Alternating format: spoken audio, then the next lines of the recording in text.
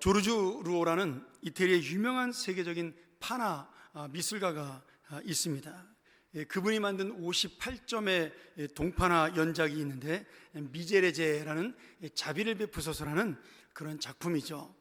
원래 이 미제레제라는 말이 라틴어로 자비를 베푸소서 이런 뜻인데, 이제 영어의 멀시라는 자비라는 단어가 여기서 나온 것입니다. 사실 이 자비를 베푸소서라는 이 제목은 찬양곡의 제목입니다. 17세기 이탈리아의 그레고리오 알레고리란 유명한 작곡가가 찬양곡을 작곡을 했는데, 이게 너무 아름다워서 그 당시에 교황이 이것을 바깥에서 못 부르고 그 바티칸에 있는 시스타 성당에서만 이 찬양을 부를 수 있도록 허락을 했어요. 그래서 이 찬양을 부르는 들을 사람은 꼭 성당에 와서 미사를 드려야만 했던 거죠. 근데 우리가 잘 아는 천재 볼프강 아마데우스 모차르트가 10살인가요? 이 예배를 드리러 갔다가 이 노래 전체 20분짜리 곡을 한 번에 외워가지고 나와서 그대로 악보에 필사를 합니다. 그래가지고 그 당시에 엄청난 소동을 일으켰던 그러한 노래인데, 이 노래 제목과 똑같이 이 조르주 루오라는 미술가가 파나로 58개의 동파나 연작을 만들었습니다. 우리 한번 그림으로 볼까요?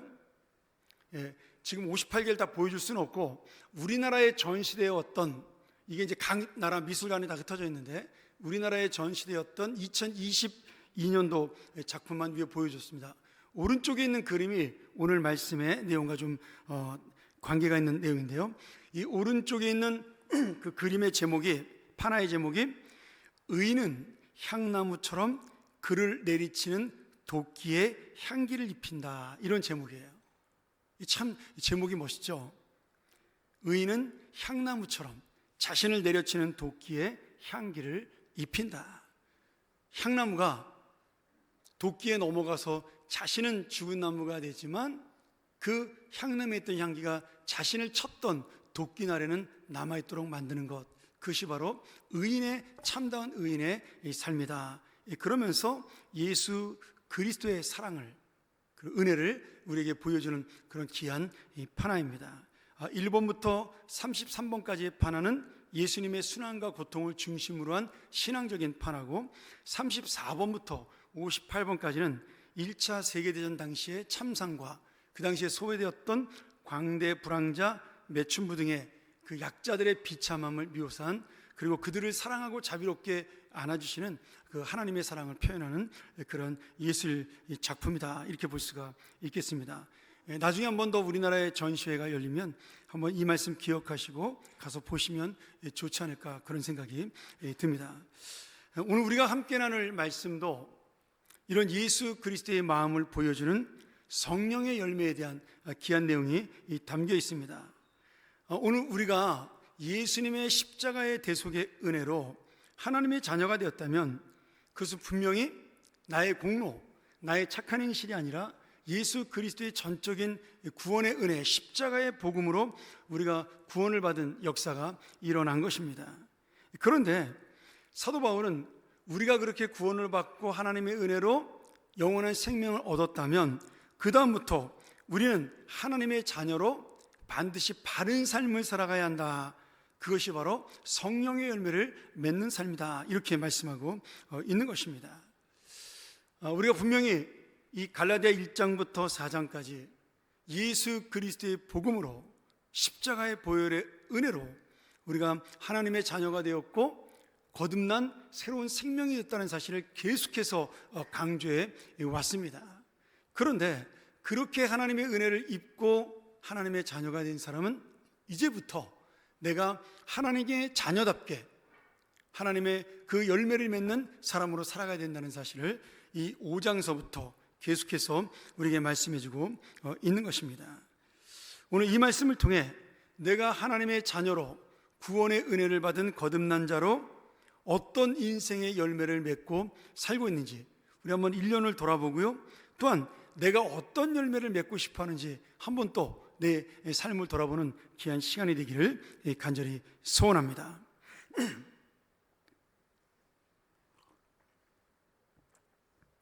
첫 번째로 우리가 이 말씀을 이해하기 위해서 우리가 읽었던 말씀 중에 육체의 일과 성령의 열매의 차이가 무엇인지를 분명히 알아야 합니다.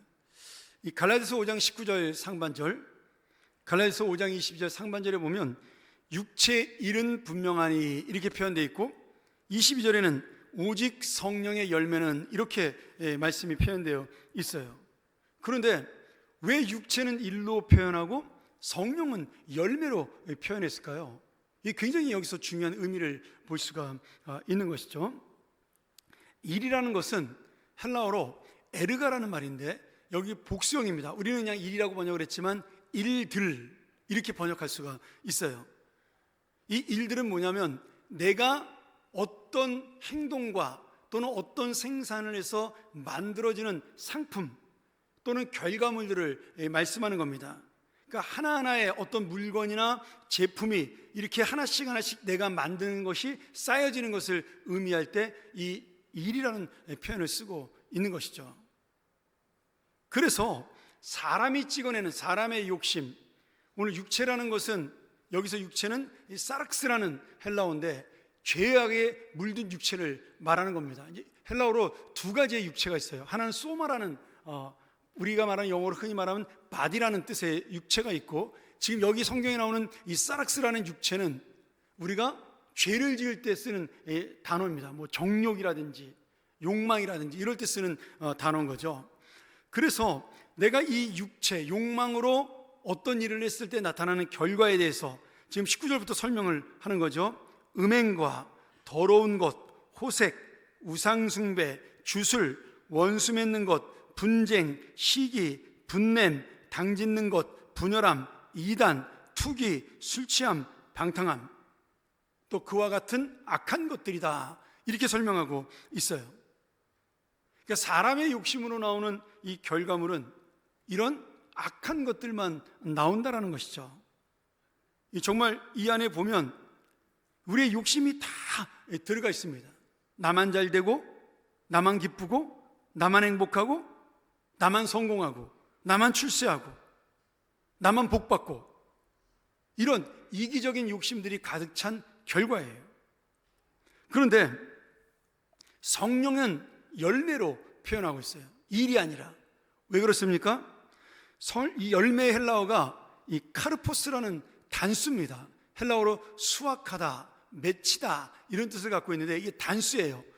그 말은 뭐냐면 성령이라는 한 분의 그 성품을 통해서 이 열매들은 하나의 성품에서 저절로 맺어지는 수확이기 때문에 복수가 아니라 성령 한 분을 가리키기 위한 단수로 사용하고 있는 겁니다. 이 말씀의 의미는 이것은 내가 맺는 열매가 아니라 내가 성령의 뜻에 순종하여 예수 그리스도의 마음을 가지고 살아갈 때 저절로 맺혀지는 그러한 열매다, 그런 뜻을 가지고 있는 것이죠. 그래서 이 의미를 강조하기 위해서, 성령님의 성품을 강조하기 위해서, 예수 그리스도의 마음을 강조하기 위해서 육체는 일로 표현하고 성령의 열매는 열매라는 단어로 다르게 표현하고 있는 것입니다. 이 사랑 여러분, 우리가 성령의 열매를 맺기 위해서는 지금 성령의 은혜를 받고 내가 기쁨으로 그 성품을 닮아가야 하는 것이에요. 내가 주님의 인격으로 살 때, 예수의 마음으로 살 때 자연스럽게 향기가 흘러나옵니다. 한번 생각해 보세요.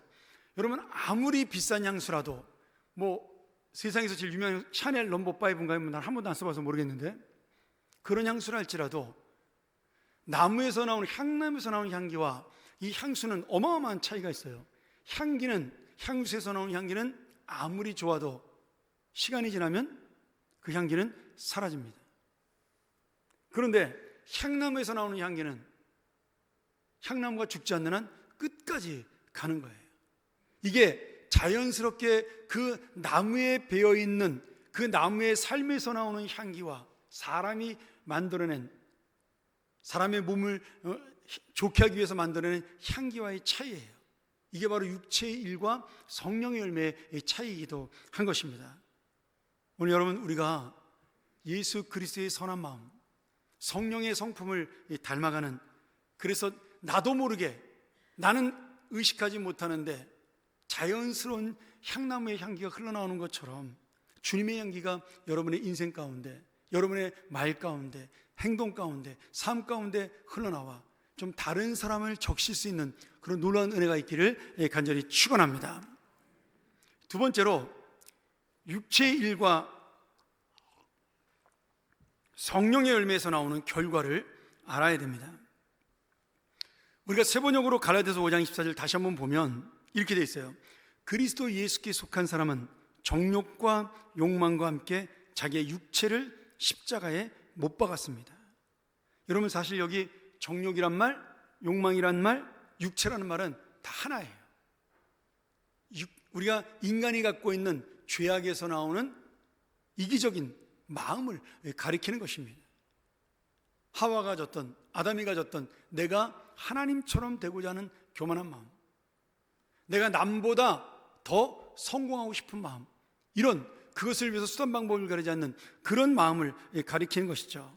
그래서 앞에서 말한 것처럼 성령의 9가지 열매는 9개의 다른 열매가 아니라 예수님의 마음을 따라가는 자연스러운 하나의 성품이에요. 하나의 인격입니다. 그런데 지금 이 육체는 결국 악한 것을 내놓기 때문에 내가 이 악한 것을 없애기 위해서는 죽는 수밖에는 방법이 없어요. 오늘 예수를 구주로 고백한다고 해서 바로 내가 성자가 되는 것 아닙니다. 여러분, 이거 아셔야 돼요. 교회는 죄인들의 모임이에요. 의인들의 모임이 아닙니다. 의인이라면 이 자리에 있을 필요가 없는 것이죠. 우린 다 죄인이기 때문에 이 자리에 있는 것이에요. 그래서 우리가 솔직하게 자신을 인정해야 됩니다. 내가 지금 옛사람의 본성과 욕망이 사라지지 않은 그런 연약한 인간임을 하나님 앞에 고백할 수 있어야 돼요. 이것이 바로 우리가 거듭났다라고 말하는 세례의 의미예요. 오늘 나의 육체를 십자가에 못 박는다는 것은 내가 갖고 있는 죄, 내가 갖고 있는 욕심을 죽이는 겁니다. 예수님 시대에는 우리처럼 이렇게 세례를 준 것이 아니라 침례를 줬습니다. 그때 세례요한이 뭐라 그랬어요? 회개하고 너희가 세례받으라 그러잖아요. 왜 세례를 받아야 돼요? 이게 상징적인 행동이잖아요. 온 몸이 물속에 들어가면 어떻게 됩니까? 죽습니다, 사람이. 그 죽은 사람을 다시 건져내요, 예수의 은혜로. 근데 똑같은 사람을 건져내는데 죽은 사람이 아니라 새롭게 산 새 생명이 태어나는 겁니다. 그러니 우리가 지금 받는 세례의 의미가 바로 그런 것이에요. 나는 여전히 똑같은 죄인이고 나는 여전히 똑같은 모습을 갖고 있지만, 그러나 내가 예수 그리스도를 공포하고 주님으로 공포하고 인정하는 그 순간에 나는 하나님의 자녀로 거듭나 이제는 성령의 열매를 맺는 인생으로 바뀌어져 가야만 하는 것입니다. 문제는 이것이 나의 능력과 힘으로 되지 않는다라는 거예요. 아무리 내가 성령의 은혜를 받고 깨닫고 말씀대로 살기 위해 날마다 몸부림쳐도 우리는 성령의 열매를 맺는 삶만 산다는 것은 불가능해요. 근데 그것을 인정하지 않아요. 나는 착하게 살아, 나는 선한 사람이야, 나는 충성된 사람이야. 말은 그렇게 안 하지만 스스로 자기 마음속에 이 정도면 괜찮다라고 우리가 착각하는 죄인에 불과합니다. 절대로 우리는 우리의 능력과 힘으로 하나님의 열매를, 성령의 열매를 맺을 수가 없어요. 그래서 예수님께서 요한복음 15장 4절에 그 비결을 알려주지요. 요한복음 15장 4절에 어떻게 돼 있어요? 가지가 포도나무에 붙어 있지 아니하면 스스로 열매를 맺을 수 없는 것과 같이 너희도 내 안에 머물러 있지 아니하면 열매를 맺을 수 없느니라, 이렇게 말씀하셔요. 여러분, 가지가 아무리 노력을 해도 혼자서는 열매가 나올 수가 없어요. 이 가지가 아무리 아름답고 탐스러운 가지라 할지라도 거기선 열매가 나오잖아요. 이 가지가 열매를 맺힐 수 있는 유일한 방법은 나무에 잘 붙어 있는 겁니다. 포도나무이신 예수님에게 잘 붙어 있을 때 이 가지는 자신이 노력하지 않아도 이 저절로 열매를 맺는 거예요. 여러분, 그러면 예수 그리스도, 포도나무이신 예수 그리스도에게 붙어 있다는 말이 무엇이에요? 내가 그 말씀 앞에 순종하고 살아가는 겁니다. 바람이 불어도 가지는 흔들리죠. 그러나 그 뿌리는 뽑히지 않습니다. 우리가 잠시 잠깐은 넘어지고 부러지는 한이 있어도 내가 예수 그리스도에게 딱 붙어 있으면 때가 되고 시간이 되면 나도 모르는 열매가 저절로 맺혀지게 되는 것입니다. 이것이 바로 내 심령에 말씀과 은혜를 붙잡고 예수님의 마음을 따라 살아가야 한다는 뜻이 되는 것입니다. 우리가 이렇게 살아가면 육신의 일로 나오는 결과물과 성령의 열매가 내놓는 열매와 똑같은 모양처럼 보이는데 완전히 그 효과가 반대로 나타납니다. 자, 보세요. 육신의 일은 내가 원하는 것을 이루고 내가 갖고 싶은 것을 갖고 내가 좋아하는 대로 행동합니다. 나만 잘 되면 돼요. 나만 기쁘면 됩니다. 나만 신나면 되는 것이죠. 그 결과는 어떻게 돼요? 공동체를 분열시키고 형제와 자매에게 상처와 아픔을 줘요. 이게 참 신기합니다. 육체의 일은 반드시 분열을 일으킵니다. 이 사탄의 작전이에요. 교회에서뿐 아니라 세상에서도 마찬가지예요. 소수의 사람이 욕심을 부리고 욕망으로 달려가면 그 나라, 그 사회 전체가 다 힘들고 어렵습니다. 우리 북한 보면 알잖아요. 그 일부 공산당원들 또는 김정은 가문 때문에 수천만의 사람들이 지금 고통을 겪고 있지 않습니까? 우리나라도 마찬가지죠. 지금 우리나라가 세대 간의 갈등으로 분열하고 있어요. 지역 간의 갈등으로 분열하고 있어요. 남녀의 갈등으로 분열하고 있어요. 이 조그만 땅덩어리에서 뭔 놈에 그렇게 분열이 많이 일어나요? 그것은 지금 이 육체의 욕심을 가지고 자기의 이득을 찾기 위해 사람을 갈라치고 분열시키는 악한 영이 그 사람들을 사로잡아서 그 소수의 0.001%도 안 되는 그 소수의 사람들이 자기의 인간적인 욕망을 채우기 위해 이 나라를 가르고 분열시키고 지금 흩어놓고 있는 것입니다. 사도 바울의 말씀대로 저주를 받고 심판을 받을지어다. 여러분, 사탄의 작전은요, 분열시키는 거예요. 흩어지게 만드는 거예요. 정의를 외치는 자 가장 조심하세요. 여러분, 정의를 외치는 교회는 반드시 갈라집니다. 이거는 제가 여러 교회를 경험하면서 겪은 체험이에요. 옳음을 외치는 교회가 다 갈라져요. 그런데 그 옳음 앞에 순종하고 희생하고 내가 그러면 희생하마라고 말하는 교회는 그 아픔 속에서 다시 합쳐지게 되고 공동체가 일어나게 됩니다. 우리가 착각하면 안 돼요. 방송을 보고 신문을 보고 또는 교회의 삶을 보면서 이것이 옳은 것이라고 외치는 사람들을 가장 주의해야 됩니다. 그게 바로 이 세상을 분열시키는 원인이에요. 하나님은 예수 그리스도는 완전하시고 거룩하시고 가장 정의로운 분이지만 단 한 번도 이 땅에 내려오셔서 정의를 외치지 않았어요. 그분은 온전히 희생하라고 말씀하셨습니다. 죽으라고 말씀하셨어요. 성령의 열매는 어떻게 돼요? 희생과 헌신의 열매예요. 여러분, 성령의 9가지 열매 한번 보세요. 단 하나라도 그 열매가 정말 나한테 이득이 되는 열매가 있는 것이 하나도 없습니다. 지금 사랑과 희락과 화평과 오래 참음, 자비, 양선, 충성, 온유, 절제, 이렇게 해서 누가 좋아요? 내가 좋아요? 나는 힘들어요. 근데 누가 좋죠? 이웃과 형제와 자매와 공동체가 좋습니다. 여기 희락도 내가 기쁜 것도 있겠지만 여기 말하는 희락은 기쁨은 공동체의 기쁨을 이야기하는 거예요. 그러니 우리의 성령의 열망은 결국 예수 그리스도와 이웃과 형제를 위한 거, 자매를 위한 것이니 그것은 공동체를 하나 되게 하고 형제와 자매에게 기쁨과 위로를 주고 회복시키는 능력이 나타납니다. 이 역시 이 세상과 사회에서도 동일하게 나타나요. 여러분, 우리의 다음 세대에게 선한 영향력을 끼치는 사람은 정치가가 아니에요. 잘 보세요. 경제 재벌이 아닙니다.